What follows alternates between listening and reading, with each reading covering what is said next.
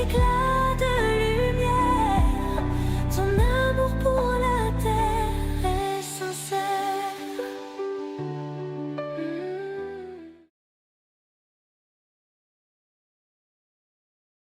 Walk-ins, partie 1.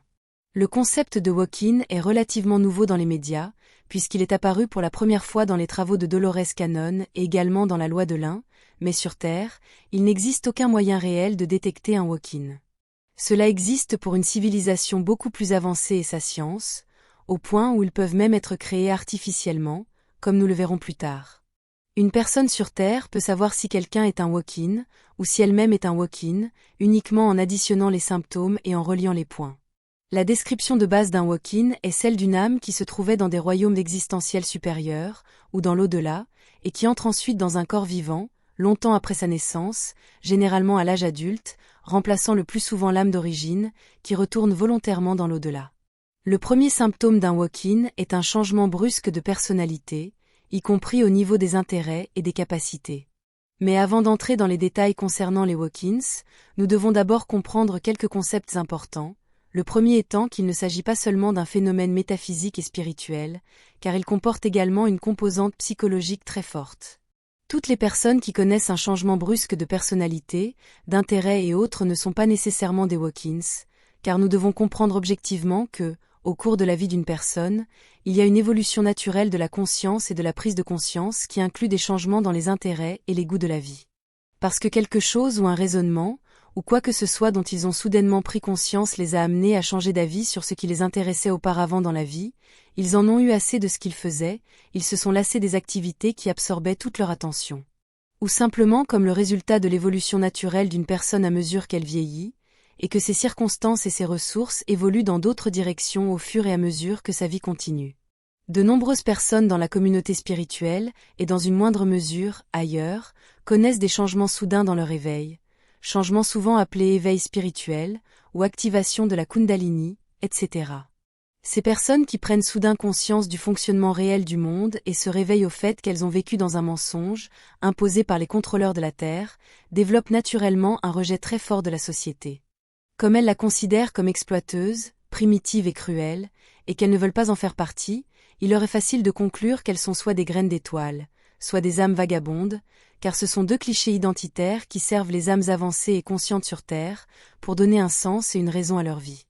Ils sont souvent utilisés pour expliquer pourquoi ils se sentent si perdus sur Terre, avec un profond sentiment intérieur de ne pas appartenir à ce monde et une confusion quant à ce qu'ils font réellement dans un endroit si différent, si dissemblable de leur vibration. Mais, même si se qualifier de walk-in n'est peut-être qu'un mécanisme psychologique pour vous aider à faire face à la société et à tous les défis de votre vie, les walk-ins existent bel et bien et vous pourriez très bien en être un, ou connaître quelqu'un de votre entourage qui en est un. Quant aux graines d'étoiles, j'aborderai le sujet dans une vidéo qui leur sera consacrée très prochainement.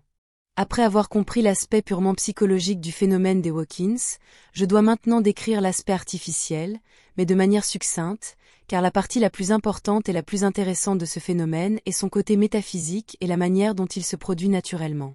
Chaque corps biologique possède une vibration unique qui se retrouve également dans chacune de ses cellules, et cette vibration est le résultat de la fréquence et de la vibration moyenne de l'âme qui l'habite, qui à son tour est le résultat de la vibration globale de ses pensées et de ses émotions.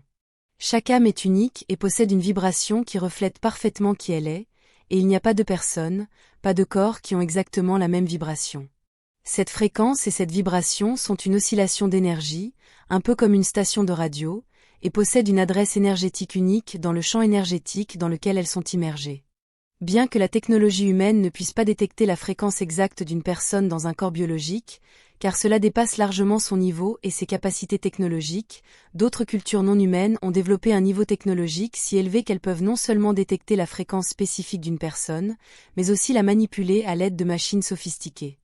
Elles peuvent détecter la fréquence d'une âme particulière en lisant la façon dont l'ADN de son corps biologique vibre. On sait que l'ADN cellulaire agit comme une antenne, afin d'apporter au corps la fréquence correspondante de l'âme qui le possède. Cela signifie qu'une âme ne peut être compatible qu'avec un corps qui lui est adapté et qui possède les récepteurs de fréquence corrects encodés dans son ADN, qui agit comme une clé de fréquence, de sorte que seule l'âme propriétaire peut entrer et fonctionner dans le monde matériel, à travers le corps spécifique. Grâce à une machine appelée capsule d'immersion, qui fonctionne de manière similaire à une capsule médicale avancée utilisée pour traiter une blessure. Les races stellaires avancées peuvent isoler la fréquence précise d'une âme et de n'importe quel corps biologique, et elles peuvent forcer une âme à entrer dans un corps incompatible, en utilisant la capsule d'immersion comme un adaptateur, un peu comme lorsque vous utilisez un transformateur de tension domestique. La capsule d'immersion obtient la fréquence d'une âme en lisant l'ADN de son corps biologique d'origine, puis modifie artificiellement sa fréquence et sa vibration à l'intérieur de la machine, afin de les traduire en celles requises par le corps biologique récepteur. Ainsi, le signal de l'âme est détourné du corps d'origine vers le nouveau corps récepteur, indépendamment de la compatibilité vibratoire avec l'âme, ce qui rend technologiquement possible de faire vivre à n'importe quelle âme une expérience de vie dans pratiquement n'importe quel corps physique. Comme le signal de l'âme reçu par le corps récepteur est artificiel, il peut être amplifié afin de remplacer efficacement l'âme d'origine de ce corps par celle qui a été artificiellement désignée. Il s'agit d'une prise de contrôle hostile et contraire à l'éthique, utilisée par plusieurs races régressives, y compris certaines sur Terre, pour forcer une personne à commettre des actes de violence odieux, ou de toute autre nature, qu'elle n'aurait jamais commis autrement. Cette technique est utilisée non seulement pour commettre des crimes terribles, y compris des opérations sous faux pavillon, mais aussi pour prendre temporairement le contrôle du corps d'une personne ciblée, afin de la forcer à commettre un crime, de manière à ce qu'elle puisse être arrêtée et ainsi éliminée, et empêchée de poursuivre son travail, qui allait à l'encontre des intérêts de ceux qui détenaient cette technologie de pointe permettant de s'emparer d'un corps. Bien qu'il soit très difficile d'en être certain, cela pourrait expliquer pourquoi tant de personnes affirment ne pas se souvenir d'avoir commis les crimes dont elles sont accusées. D'autre part, d'innombrables races stellaires hautement éthiques et très avancées utilisent cette technologie pour entrer dans un royaume, tel que la Terre, en utilisant un corps humain qui n'était qu'un PNJ ou une personne d'arrière-plan, ce qui signifie que ce corps était formellement animé par la matrice terrestre. Grâce à l'action de l'inconscient collectif, qui transmet un signal à toutes ces personnes vides et sans âme, qui est fondamentalement le même. Cela explique pourquoi tant de personnes agissent de manière si obéissante envers le système, totalement incapables de comprendre, et encore moins de remettre en question tout ce qui se trouve en dehors de la programmation de leur matrice inconsciente collective. Je dois dire, et insister, que même lorsqu'ils réagissent avec colère ou offense lorsque vous leur demandez s'ils ont une âme ou non, cela fait également partie de leur programmation de réaction. Mais cela dit, vous ne pouvez pas réellement savoir qui a une âme ou non, à l'exception de quelques cas évidents. On peut également soutenir que ces personnes sans âme, appelées personnages de fond, ou PNJ, ont en réalité une sorte d'âme, mais une âme collective partagée. Ou elles ne sont rien d'autre que différents terminaux d'une conscience collective inconsciente centrale, qui fonctionnent en les immergeant toutes dans un système fermé, contenu dans le royaume terrestre, et par les ceintures de radiation de Van Allen, qui agissent comme une barrière éthérique, comme l'affirment tant de personnes stellaires. C'est pourquoi leurs valeurs, leurs pensées et leurs réactions sont si similaires, agissant comme des copies les unes des autres et suivant obsessionnellement les règles du système. Bien que cela puisse également être contredit, car une incarnation avec ces caractéristiques est aussi une expérience de l'âme, même si, à mon avis, cela deviendrait rapidement monotone, nous pouvons également voir cela d'un point de vue purement psychologique. Ou la raison pour laquelle les gens agissent de manière si obéissante, ne peut être que le résultat de leur mécanisme de survie basé sur la peur et de leur idée que leur existence future est mieux assurée s'ils suivent toutes les règles. Enfin, nous avons les chemins naturels, qui sont ceux qui se produisent sans aucune interférence technologique, de nature complètement métaphysique, et qui font partie de la nature même des incarnations, du processus d'une âme ayant une expérience physique, partie intégrante de l'univers lui-même. Lorsqu'une âme ne souhaite plus continuer à vivre dans un corps biologique raisonnablement sain, elle peut choisir de le quitter et d'être remplacée par une autre qui souhaite vivre une expérience de vie sur Terre. Peut-être avec une mission spécifique, mais elle ne veut pas passer par le processus long et fastidieux de naître là-bas, de grandir pour devenir un bambin, puis un enfant, puis de passer par toute l'école primaire, etc.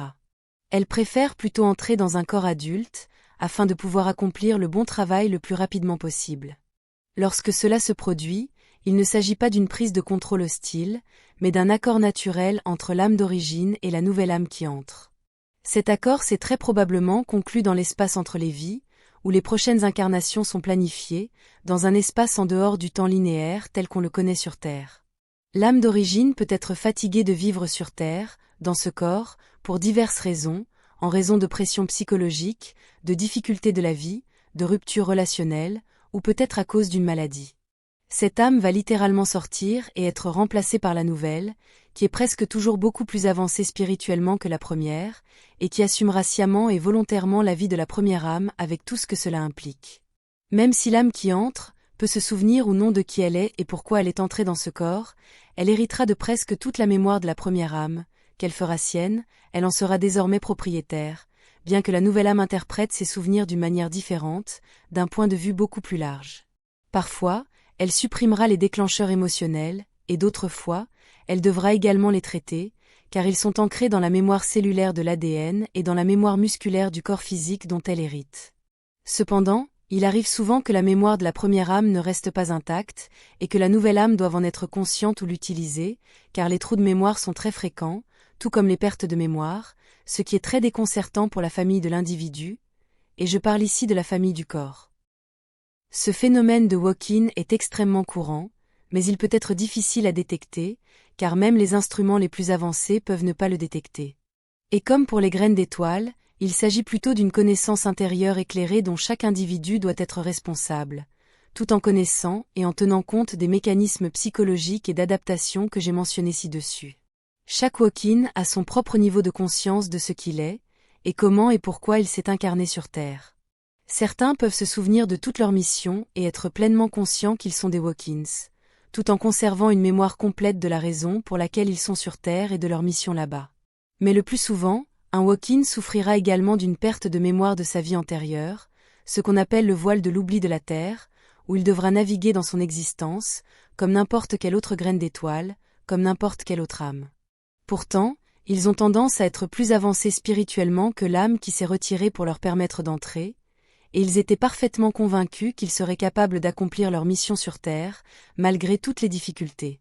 Beaucoup d'autres peuvent également passer par un long processus au cours duquel ils retrouvent progressivement la mémoire de qui ils étaient avant d'entrer dans leur nouveau corps, ainsi que celle de leur mission dans le monde des vivants.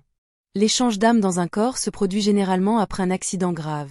en particulier si celui-ci entraîne un coma ou une expérience de mort imminente, où l'âme d'origine choisit de passer dans l'au-delà et de laisser le corps à la nouvelle âme, qui assumera volontiers les réparations et les soins nécessaires pour se remettre de l'accident. Et bien que cette dernière partie, que je viens de décrire, soit bien connue des personnes qui parlent de la réincarnation, il existe un autre moment dans la vie d'un individu, le corps, où l'échange d'âme peut se produire, et que très peu de personnes qui parlent de ce sujet connaissent. Un échange d'âme peut également se produire lors d'un événement émotionnel grave dans la vie d'une personne, à la suite d'une nuit noire de l'âme, d'une dépression grave ou de la perte d'un proche ou d'un être cher, où l'âme d'origine ne souhaite pas continuer à vivre, laissant le corps encore utile à une âme entrante. Je parlerai beaucoup plus de cet angle purement métaphysique dans la deuxième partie de ce sujet. Pour terminer la vidéo d'aujourd'hui, je dois dire que bien que le phénomène de walk-in soit similaire à la possession démoniaque, car les deux sont définis par un changement dans la personne qui contrôle le corps, dans le cas de la possession démoniaque, celle-ci est clairement de nature négative, la prise de contrôle se faisant par la force. Et contre la volonté de l'âme d'origine, alors que dans le cas des walk-ins, ils prennent possession d'un corps avec le consentement de son propriétaire d'origine, qui retourne volontairement dans l'au-delà dans le cadre de son plan de vie initial, peut-être parce qu'il ne souhaite pas subir tous les périls de la vieillesse ou habiter un corps endommagé après un accident. Cela est également considéré ou mentionné comme une alternative éthique au suicide, car l'âme d'origine se retire volontairement du corps, sans l'avoir tué, et ne génère donc aucun karma pour celui-ci. Je poursuivrai dans la deuxième partie de cette vidéo.